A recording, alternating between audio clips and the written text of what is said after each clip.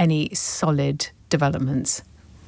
We haven't seen any solid developments, but Donald Trump, behind closed doors, there's an awful lot of effort going on to try and get the Israelis to stop this attack into Gaza City that Benjamin Netanyahu has instigated, and to try and bring some form of peace deal into the Middle East. There could be peace tomorrow without any problems whatsoever if Hamas released the 20 living and 28 believed dead hostages, then Netanyahu would have no legitimate reason whatsoever to continue his military actions across Gaza. But it seems that Hamas are not willing to do that. It seems it seems like a Pyrrhic defeat for Hamas. They're putting their population through a huge, hideous amount of suffering, which is at the hands of the Israelis as well as them, of course. Why aren't they releasing the hostages anymore? I mean, what is their argument and what is their rationale at this point?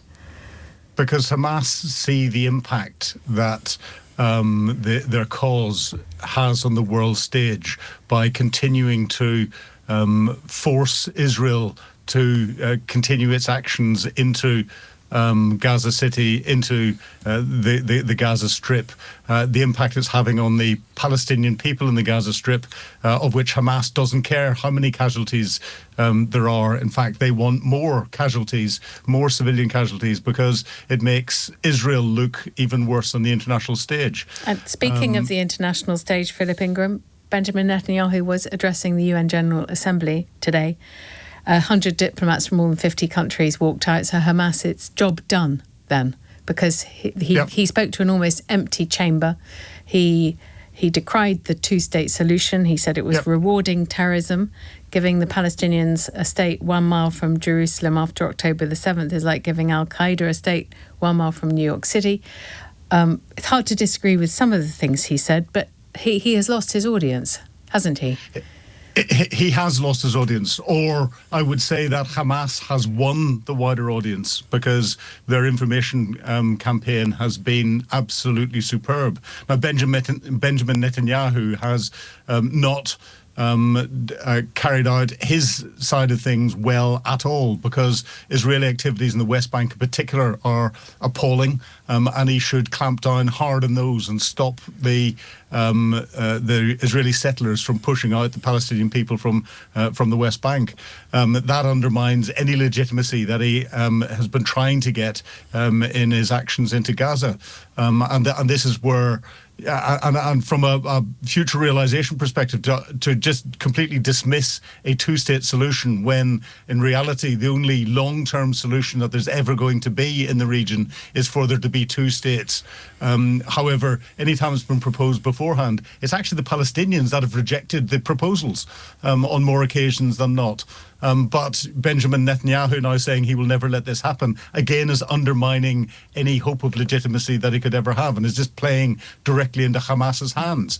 And you just have to look at the disinformation that's coming out from Hamas. A challenge out to the audience: find a single video over the last 2 years which shows a Hamas fighter being taken into a hospital. Count the number of times that we've been told that every hospital has been completely destroyed, and how many times you then see pictures of hospitals and hospital workers and people talking from in there. The amount of disinformation that is around all of this is frightening. We have seen what's going on in the West Bank. Donald Trump has said that he will not allow Benjamin Netanyahu to annex the West Bank, and he's also trailed the possibility of some kind of deal when it comes to Gaza, some kind of peace deal. On top of that, we've heard that Tony Blair could be the head of some interim authority in Gaza. How much credence do we set by any of what Donald Trump is saying on the Middle East today? Donald Trump still has this ambition to get the Nobel Peace Prize, so he will be making all the right noises that he thinks will try and get him further nominations. I hope there's some substance behind it. It's very difficult to work out whether there is substance behind what Donald Trump is saying.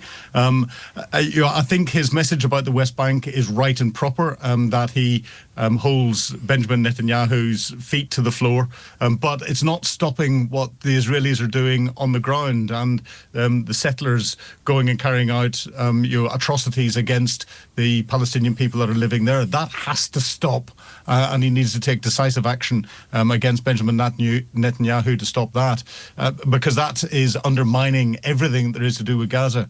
Tony Blair taking and over also it's making Hamas very popular in the West Bank. So when any elections come about, or any authority has to take charge for a Palestinian state, Hamas is much more popular than the Palestinian Authority.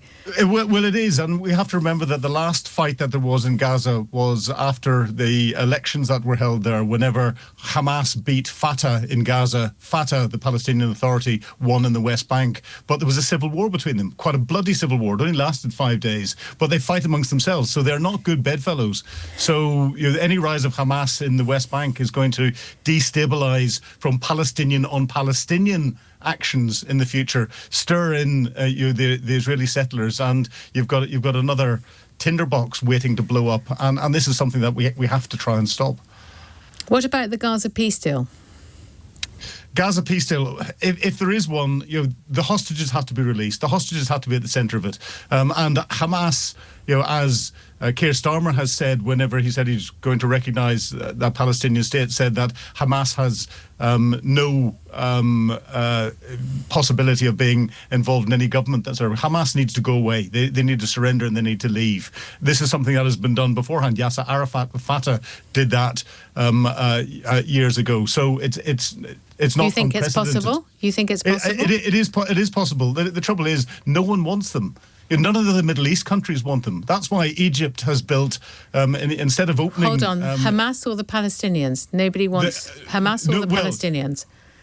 Both, actually, but Hamas in particular. It's the and the Palestinians out of Gaza, which is why Egypt has built an even bigger wall between Egypt and Gaza, instead of opening up the gates for further aid to go through, forcing any aid to go in through Israel. So this is hugely more complex than is being played out in the mainstream press, with the simplicity of people wandering around saying they support the Palestinian people and waving Palestinian flags.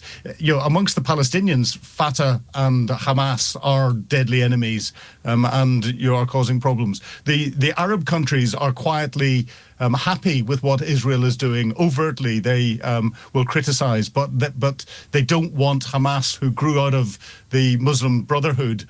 They don't want them to go in and pollute their countries, because they know that could potentially destabilise them. So this is a hugely complex issue. I do hope that there's a peace deal there, and I do hope it gets the hostages out as quickly as possible. The difficulty is, and this is where Benjamin Netanyahu has got a point, recognising a Palestinian state now, whilst the hostages are still being held, is rewarding them. And they're thinking, brilliant, we've won this.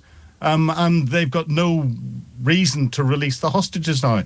We should have put a conditionality on Hamas, of course. On any recognition that will only recognise a Palestinian state once the hostages have been released, and that would have put pressure on them.